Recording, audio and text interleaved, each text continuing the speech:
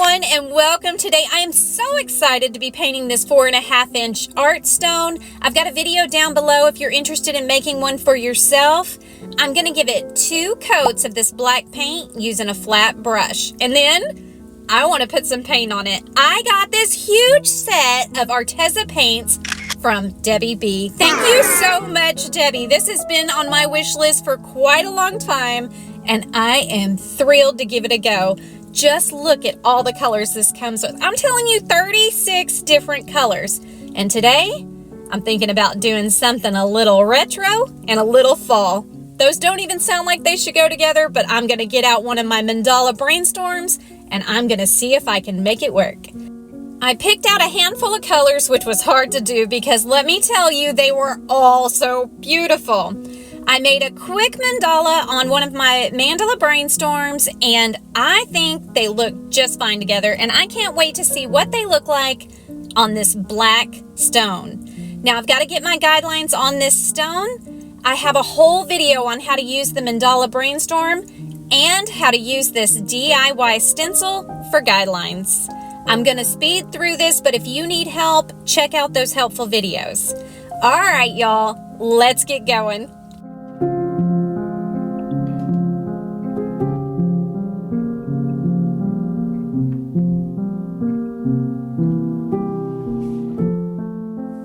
All right, I've got a good set of guidelines on here. I'm ready to dot. I've got out all these gorgeous colors that I chose, and I've been told because they're a heavy body paint, you can't just squirt them out and start dotting. You've got to mix them with a little pouring medium or some medium of your choice. Today, I'm going to use the pouring medium, and I am going to eyeball the mixtures. I'm going to put a little bit of the Arteza paint in and a little bit of the pouring medium. But while I do that, I'm going to get out some measuring spoons so I can give you guys a solid measurement of what I'm using today.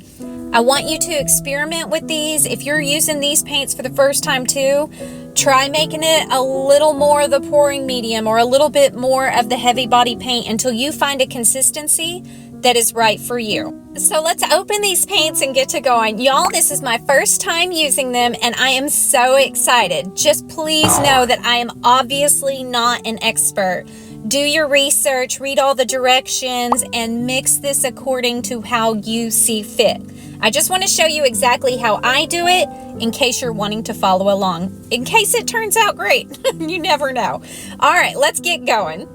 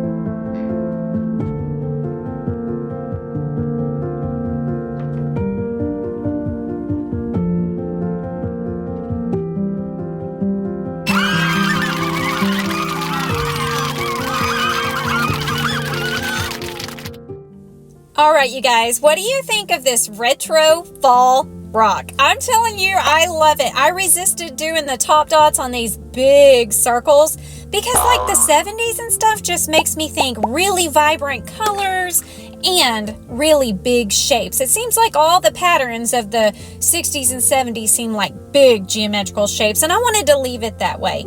Y'all, I can't thank Debbie enough for making this happen for us today. This was a big item on my wish list, and I am just so thankful. Thank you, Debbie. This was super, super sweet. I want to hear from all of you. Let me know what you mix this paint with, and I want to know what ratios you mix it with. This one was a little bit thick for me. I felt like my swooshes weren't as clean, so I wanted to do it a little bit thinner, but I'm going to resist the urge until the next try. For now, that's where I stop today. You guys, watch this whole playlist right here of all my fall-colored inspired mandalas. And, of course, until next time, rock on.